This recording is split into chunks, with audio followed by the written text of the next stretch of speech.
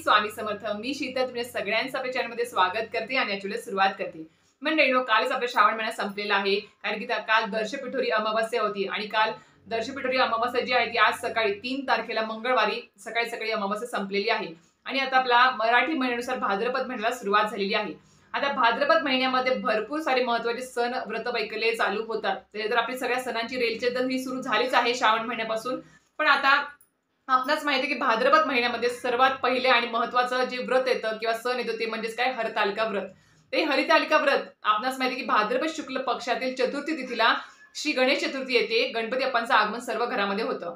त्या दिवसा एक दिवसा अगोदर म्हणजे गणपती बाप्पांच्या आगमनाच्या एक दिवस अगोदर भाद्रपद शुक्ल पक्षातील तृतीय तिथीला हरतालिकेचं व्रत हे प्रत्येक महिला सौभाग्य स्त्री ही करत असते.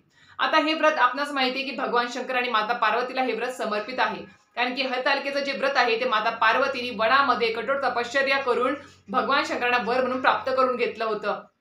त्यांची जी कठोर तपश्चर्या होती माता पार्वतीची, ती या हरतालिकेच्या व्रत कथामध्ये सांगितल्याप्रमाणे आपल्याला कळून जाईल. त्यामुळे नक्कीच आपल्याला हरतालिकेचं जे व्रत आहे, आपणास माहिती आहे की आपण वर्षभरामध्ये भरपूर आपण व्रत करतो, उपवास करतो. तर या सर्व व्रतांमध्ये, सर्व उपवासामध्ये सर्वश्रेष्ठ व्रत मानले जाते ते म्हणजे हरतालिकेचं व्रत.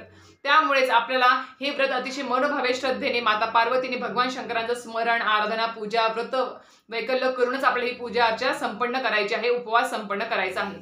तर आता हे हरतालिकेचं जे काही व्रत आहे त्याबद्दल, म्हणजे हे व्रत आता खूप महिला पहिल्यांदा करत असतील किंवा कुमारिका ज्या असतील त्यांना हे व्रत धरायची इच्छा असेल, विधवा स्त्रिया असतील त्यांच्या मनामध्ये पण संभ्रम असेल की आम्ही हे व्रत करावं की नाही, पूजा मांडणी करायची की नाही, उपवास धरावा की नाही, याबद्दल खूप म्हणजे महिलांमध्ये प्रश्न असेलच. कारण की हा हरतालिका हे जे सण आहे, हा जो व्रत, हे जे व्रत आहे ते महिलांना समर्पित आहे. महिलाच हे व्रत करत असतात. त्याशी पुरुषांचा काही संबंध नसतो सादर, पण महिलाच हे व्रत खूप आवर्जून करत असतात. आता प्रत्येक भागानुसार त्याचं नाव पण वेगवेगळं असतात. आपल्या महाराष्ट्रामध्ये हरतालिका व्रत म्हणलं जातं, कुठे कुठे हरतालिकाचं म्हणजे तीज पण म्हटली जाते. कुठल्या कुठल्या भागांमध्ये वेगळा भाग म्हणजे वेगळा विभागाला की वेगळी पूजा मांडणी असे वेगळं नाव तिथे पडलं जातं. तर आता आजच्या व्हिडिओमध्ये आपण काय पाहणार आहोत, तर हे व्रत म्हणजे हरतालिकाचं जे व्रत आहे ते कोणी करावं.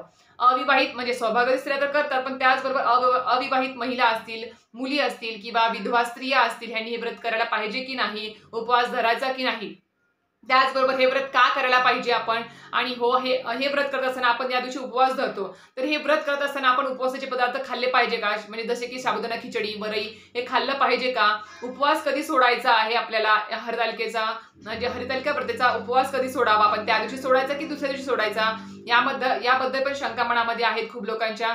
तर हे सगळ्या ज्या काही गोष्टी आहेत, त्याचबरोबर हरतालिकेची पूजा करत असताना जर आपल्याला हरतालिका म्हणजे जी मूर्ती असते तिचं नाही भेटली तर काय करायला पाहिजे, याबद्दल पण तुम्हाला आजच्या व्हिडिओमध्ये माहिती सांगणार आहे. आणि नक्कीच मासिक धर्म जर चालू असेल तर त्यावेळेस आपण काय करायचं, अतिशय महत्त्वपूर्ण माहिती असणार आहे आजच्या व्हिडिओमध्ये. त्यासाठी नक्कीच व्हिडिओ पूर्ण बघा, स्किप न करता बघा, जेणेकरून संपूर्ण माहिती मला व्यवस्थित कळेल.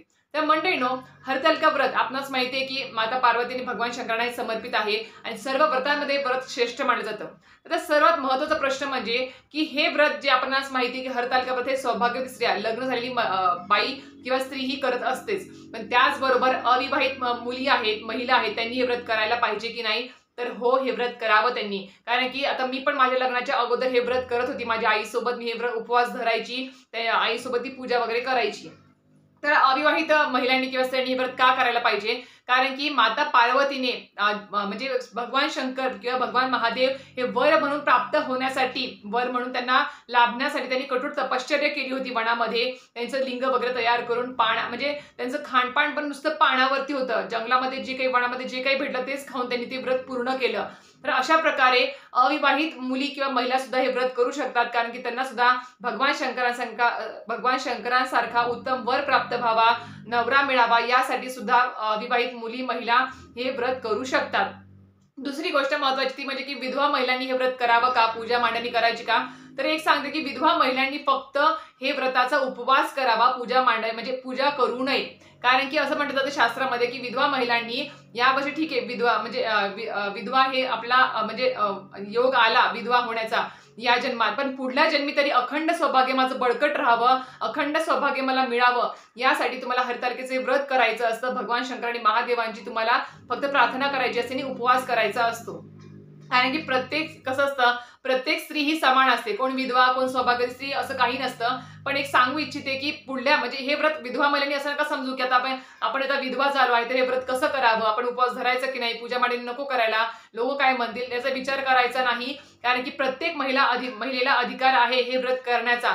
भलेही या जन्मात तुम्हाला विधवेपण आलं असेल, पण पुढल्या जन्मी जो काही मिळेल म्हणजे येत्या जन्मामध्ये आपल्याला अखंड सौभाग्य मिळावं, आपलं सौभाग्य बळकट राहावं, आपलं कुंकू बळकट राहावं, यासाठी हे व्रत आवर्जून विधवा महिलांनी करायला पाहिजे. आता दुसरी गोष्ट जी म्हणजे की सौभाग्य स्त्री असतील यांनी हे व्रत का करायला पाहिजे, तर आतापर्यंत तुम्ही हे व्रत केलं नसेल सौभाग्यवती स्त्रियांनी महिलांनी तर नक्कीच आवर्जून यावर्षी करा. कारण की हे जे व्रत आहे ते व्रत कसं असतं की हे व्रत केल्याने आपण माता पार्वतीने भगवान शंकरांची आराधना करतो, पूजा अर्चा करतो आणि प्रार्थना करतो की माझं जे काही सौभाग्य आहे, माझं जे काही म्हणजे आपला जे काही नवरा आहे त्याला उदंड आयुष्य मिळावं, त्याचं कल्याण व्हावं, दीर्घायुष्य मिळावं, प्रत्येक क्षेत्रामध्ये त्याची प्रगती व्हावी आणि त्याला म्हणजे त्याचबरोबर अखंड म्हणजे माझं जे काही सौभाग्य ते अखंड राहण्यासाठी हे व्रत प्रत्येक सौभाग्य स्त्रियांनी आवर्जून करायला पाहिजे म्हणजे पाहिजे. त्याचबरोबर आता या दिवशी आपण व्रताचा उपवास करणार आहोतच. तर आता व्रताचा उपवास करत असताना आपल्याला माहिती आहे की प्रत्येक उपवासाला आपण खिचडी, साबुदाणा खिचडी असेल, वरई असेल किंवा इतर काही पण पदार्थ आपण खात असतोच आपण. पण हे असं व्रत आहे, हरतालिकाचं व्रत जे असं व्रत आहे की ह्या व्रतामध्ये आपणास माहिती आहे की माता पार्वतीने वनामध्ये जाऊन कठोर तपश्चर्या केली होती, तिथे लिंग तयार केलं होतं आणि तिथे जे काही मिळेल तेच खाल्लं होतं आणि तेव्हा ते म्हणजे त्याचं जे व्रत म्हणजे ते पूर्ण फळाला आलं आणि त्यांना भगवान शंकर हे वर म्हणून प्राप्त झाले. तर विचार करा, आपण जर हे व्रत चुकीच्या पद्धतीने केलं तर आपल्याला त्याचं फळ मिळेल का? नाही. त्याच्यामुळे या व्रताच्या वेळेस म्हणजे हरतालिकेचं असं व्रत आहे की या दिवशी कुठल्याही साबुदाणा खिचडी खायची नसते, वरई खायची नसते, वरईचं भात वगैरे आमटी काही खायचं नसतं.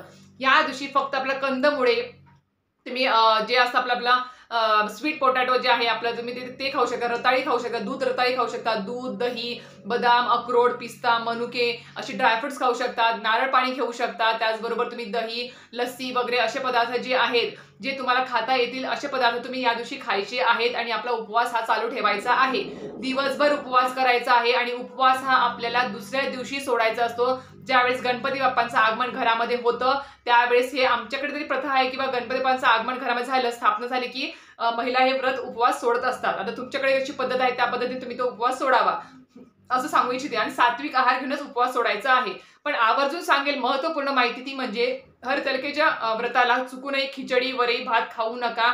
या दिवशी फक्त आणि फक्त दही, दूध, ड्रायफ्रुट्स असेल किंवा ड्रायफ्रुट्सचे लाडू असतील, त्याचबरोबर तुम्ही या दिवशी फळं खाऊ शकता. अशा पद्धतीने तुम्ही हे व्रत चालू ठेवायचं आहे आणि फक्त भगवान शंकर आणि माता पार्वतीचं नामस्मरण करायचं, त्यांची सेवा अर्चा जे काही तुम्हाला करता येईल, पूजा अर्चा, भजन मंडळी सुद्धा म्हणजे भजन सुद्धा तुम्ही या दिवशी ठेवू शकता घरामध्ये. अक्षरशः धार्मिक वातावरण, आध्यात्मिक वातावरण घरामध्ये झालं पाहिजे की जेणेकरून आपल्याला कुठल्या प्रकारची भुकेची म्हणजे आठवणच नाही झाली पाहिजे अन्नाची आपल्याला. अशा प्रकारे आपल्याला हे व्रत करायचं आहे. कारण की उपवास म्हणजे काय की उपवास आहे म्हणजे काय असं अन्नाचा त्याग करायचा आणि कुठेतरी परमेश्वराच्या जवळ जाण्याचे हे एक व्रत असतं. त्याच्यामुळे त्याप्रमाणेच ते व्रत करावं, चुकीच्या पद्धतीने करू नका. कारण की नक्कीच जर चुकूनही खिचडी वगैरे काही खाल्लं तर नक्कीच तुम्हाला हे व्रत जर तुम्हाला होणार नसेल ना, आजारी असाल, प्रेग्नेंट असाल तर नक्कीच हे व्रत धरू नका. फक्त पूजा अर्चा करा तरीही चालेल. कारण की हे व्रत या पद्धतीनेच करायचं असतं. असं म्हणतात की ज्या आजारी महिला आहेत किंवा ज्या प्रेग्नेंट बायका आहेत त्यांना थोडीफार माफ असतं, ते थोडंफार खाऊ शकतात. पण मला तरी वाटतं की त्यांनी एकतर हे व्रत करूच नाही, फक्त पूजा अर्चा जरी केली, प्रार्थना मनोभावे श्रद्धेने केली तरी सुद्धा ती फळाला येईल. आता नंतरची गोष्ट जी आहे म्हणजे ती काय की या दिवशी आपल्याला व्रत कसं करायचं आहे. आता आपणास माहिती आहे की हरतालिकेच्या व्रत जे चालू होईल ते सूर्योदयापासून चालू होणार. तर आपल्याला सूर्योदयापूर्वी आपलं उठायचं आहे, महिलांनी शुचिर्भूत व्हायचं आहे. या दिवशी तुम्हाला जर उठण्याने स्नान करता आलं, अभ्यंग स्नान, तर आवर्जून अभ्यंग स्नान या दिवशी करा. त्याचबरोबर शुचिर्भूत व्यवस्थित आपले शुभ्र कपडे घालायचे आहेत, विटाळाचे कुठले लागालागचे कपडे घालायचे नाही आहेत, स्वच्छ शुभ्र कपडे घालायचे आहेत. कारण की माता पार्वती भगवान शंकरांची या दिवशी आराधना करायची असते, आपल्याला पूजा अर्चा करायची असते. आणि आपली पूजा म्हणजे उपवास सुरू करण्याच्या अगोदर, पूजा अर्चा करण्याच्या अगोदर आपल्याला म्हणजे देवपूजा जी आहे ती देवपूजा करून घ्यायची आणि तिथे संकल्प सोडायचा असतो की मी असं हे हरतालिका पूजेचं व्रत आज करणार आहे दिवसभर आणि त्यासाठी तुम्हाला तो संकल्प सोडायचा असतो. नंतरच त्या उपवासाला, त्या व्रताला सुरुवात करायची असते. म्हणजे तो संकल्प त्यात सांगायचा असतो, नाव, गोत्र वगैरे सांगायचं, संकल्प सांगायचा, पाणी तांबण्यात सोडायचं आणि व्रताला सुरुवात करायची, उपवासाला सुरुवात करायची.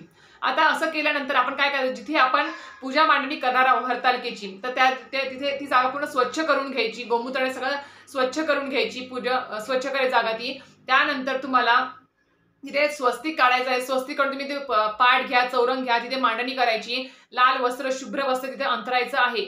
त्याचबरोबर तुम्हाला जर त्या चौरंगाला आपण सत्यनारायणची पूजा कशी करतो त्याप्रमाणे जर तुम्हाला इथे केळीची खांब किंवा तुम्हाला आंब्याचे दगडे जर लावता आले तर आवर्जून लावा. एक मांडवासारखं त्याला करायचं आहे आपल्याला पानांच्या आणि नंतर आपल्याला त्याच्यामध्ये धूपदीप लावून आधी धूपदीप लावायचा आणि मग पूजेची मांडणी करायची आहे. या दिवशी नदीमधली वाळू किंवा माती आणून ती महादेवाची पिंड त्या दिवशी तयार केली जाते. आपल्या हाताने ती तयार करायची असते. आणि नंतर कोणाकोणाकडे पद्धत असते म्हणजे आता मराठवाडा स्टाईलला हरतालिकेची जी मूर्ती आहे हरतालिका ती ठेवली जात नाही पूजेमध्ये. फक्त महादेवाची पिंड मातीने वाळूने तयार केली जाते. त्याच्यावरती जे काही बेलपत्र आहे, जे काही पत्री आहे ते सगळं अर्पण करतात, नैवेद्य दाखवतात, आरती करतात. आणि आवर्जून हे व्रत करत असताना या व्रताच्या दिवशी फक्त उपवास करून पूजा मांडणी करून जमणार नाही, तर आवर्जून या दिवशी हरतालिकेची व्रत कहाणी वाचायचीच आहे. महिलांना गोळा करून 5 जणी वाचा, एकटीने वाचलं तरीही चालेल.